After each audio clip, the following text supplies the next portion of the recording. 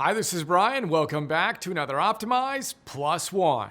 In our last Plus One, we got an inspiring Hoosiers-inspired pep talk from Admiral McRaven right before engaging on our next most important mission.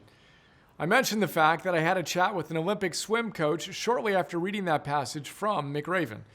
He and I chatted about that wisdom in the context of measuring the length of the pool, the number of inches the starting block is off the water, etc., etc. We also talked about flipping the switch and striking an Amy Cuddy-inspired power pose, which can literally change our underlying physiology by increasing our testosterone and decreasing our cortisol while priming us to give the world all we've got. Then I referenced a passage from Cuddy's great book, Presence, in which she actually talks about an Olympic swim coach who used that very same technique.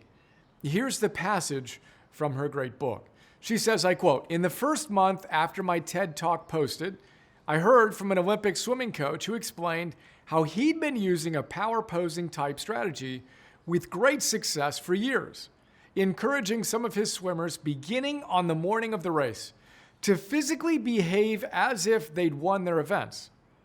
Swimmers, as he pointed out, are notorious for their use of dominant body language in the moments before races, not only to signal their power to their competitors, but also to loosen their muscles and pump themselves up. Sometimes they will literally pound their chests like gorillas, but the approach this coach used, encouraging swimmers to adopt alpha, nonverbal postures from the minute they wake up on race days, was most helpful to swimmers who'd been thrown off by a poor performance or who were feeling a wave of insecurity and self-doubt." End quote. I love that. Imagine a swimmer on the morning of her event acting as if she'd already won and getting the benefit of all that extra power. As Cuddy tells us, we need to fake it until we become it. She says not to manipulate others and gain power over them, but to slightly trick ourselves for the moment so we can gain personal power to express the best, boldest, most authentic version of ourselves. I love it. Let's do it. Pom-poms, rah-rah, etc. And I say, why limit it to the day of a swimming event?